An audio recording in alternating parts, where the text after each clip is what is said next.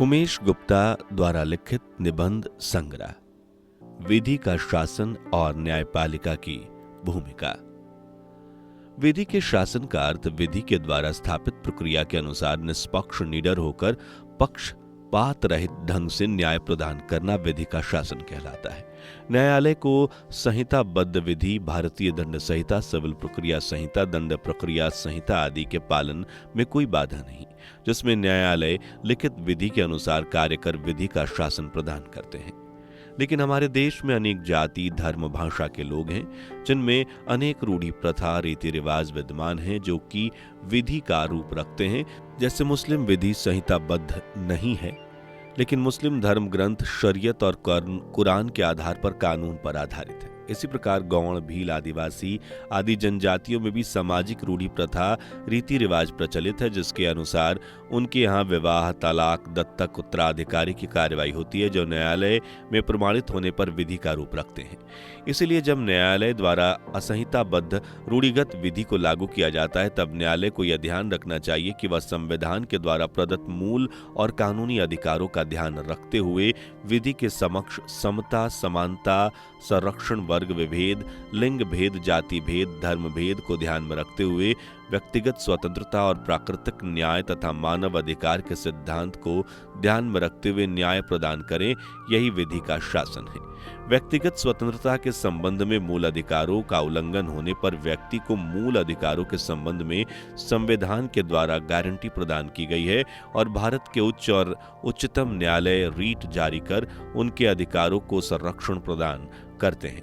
न्याय प्रशासन में विधि का शासन लागू करने में वरिष्ठ न्यायालयों की महत्वपूर्ण भूमिका है और वे समय समय पर व्यक्तिगत स्वतंत्रता, गिरफ्तारी, संरक्षण आदि के संबंध में दिशा निर्देश जारी कर न्यायालय, पुलिस प्रशासन आदि से संबंधित संस्थाओं को सचेत करते रहते हैं। उनके द्वारा प्रतिपादित दिशा निर्देशों को लागू करना अधीनस्थ न्यायालय और राज्य का कर्तव्य है।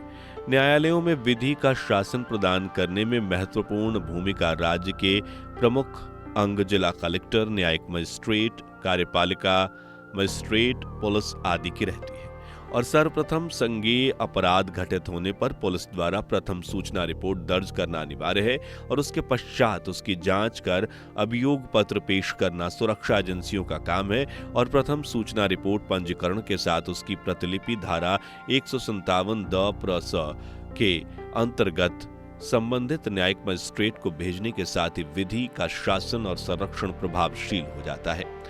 आरोपी के गिरफ्तार होने पर उसे माननीय उच्चतम न्यायालय के द्वारा D.K. बसु के मामले में दी गई गाइडलाइन के अनुसार पुलिस के द्वारा गिरफ्तार किया जाता है। उसे गिरफ्तारी के कारण की सूचना दी जाती है। उसके सगे संबंधियों को गिरफ्तारी की सूचना से अवगत कराया जाता है और उसे पसंद के अधिवक्ता से सलाह लेने की छूट दी जाती है। इसके बाद उसे 24 घंटे के अंदर न्यायालय के समक्ष पेश किया जाता है। उसके साथ गिरफ्तारी के दौरान अमानवीय व्यवहार नहीं किया जाता, हथकड़ी बेड़ी नहीं लगाई जाती, उसे मारपीट कर प्रताड़ित नहीं किया जाता। आरोपी के गिरफ्तार होने के बाद व्यक्ति को जब सर्वप्रथम मजिस्ट्रेट के समक्ष प्रस्तुत किया जाता है तो मजिस्ट्रेट की महत्वपूर्ण भूमिका होती है। वह आरोपी से पूछताछ करता है, यदि उसके शरीर पर कोई चोट है तो उसका मेडिकल करवाता है या वह अपना चिकित्सा परीक्षण कराना चाहता है तो उसका चिकित्सकीय परीक्षण कराया जाता है। उसके बाद उसे और अभियोजन को सुनकर न्यायिक अभिरक्षा अथवा पुलिस अभिरक्षा में विधिक प्रावधानों के अनुसार भेजा जाता है। मजिस्ट्रेट के द्वारा यदि गिरफ्तारी के दौरान मानव अधिकारों का उल्लंघन पाया जाता है तो उसका परिवाद मानव अधिकार न्यायालय के समक्ष मानव अधिकार अधिनियम की धारा 13 के अंतर्गत प्रस्तुत कर सकता है। निर्धारित समय अवधि के लिए न्यायिक रिमांड और पुलिस रिमांड दिए जाने के साथ ही साथ जमानत के संबंध में आरोपी को सुना जाता है और उसे विधिक प्रावधानों के अनुसार जमानत प्रदान की जाती है अथवा निरस्त की जाती है। उसके बाद न्यायालय में चालान पेश होने पर आरोपी को चालान की नकल दी जाती है। यदि प्रार्थी इलाज के लिए सहायता चाहता है तो उसे सरकारी खर्च पर न्यायालय द्वारा इलाज कराने की सुविधा दी जाती है। आरोपी और प्रार्थी दोनों को निःशुल्क विधिक सहायता प्रदान किए जाने का प्रावधान है ताकि कोई भी व्यक्ति बिना अभिरक्षा के विचारण का सामना न कर सके।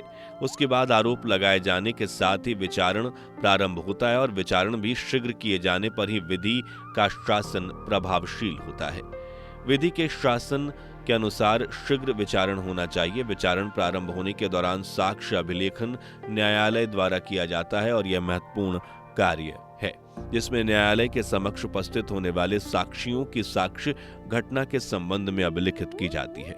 न्यायालय में उपस्थित साक्षियों को आने जाने का खर्चा दिया जाता है। अभियोजन साक्षी बिना डर दबाव के अपनी साक्ष्य प्रस्तुत करें, इसलिए उन्हें सुरक्षा प्रदान की जाती है।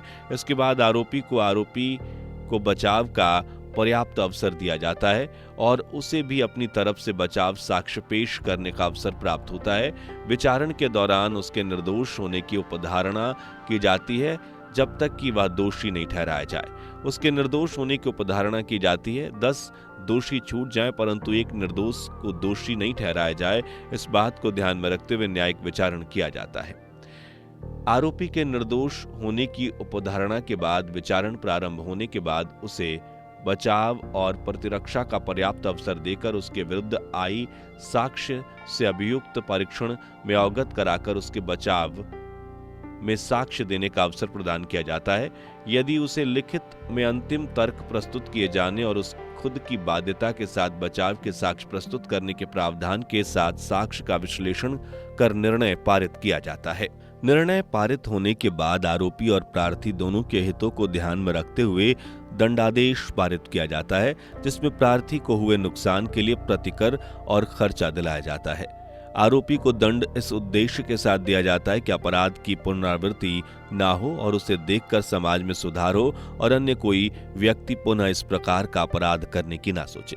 विचारण के समय महिला संबंधी अपराधों में माननीय उच्चतम न्यायालय के द्वारा साक्षी के मामले में प्रतिपादित गाइडलाइन का ध्यान रखा जाता है। प्रार्थी का नाम उजागर ना हो, इस बात का ध्यान रखते हुए कैमरा ट्रायल किया जाता है। विचारण के दौरान सुलह, समझौता, राजीनामा का प्रयास किया जाता है ताकि पक्षकारों में आपसी सामंजस्य स्थापित हो और उनमें व्याप्त दुश्मनी, वैमनस्यता समाप्त हो। इस प्रकार विधि द्वारा स्थापित न्यायालय विधिक प्रावधानों के अंतर्गत कार्य करते हुए विधि का शासन स्थापित करते हैं।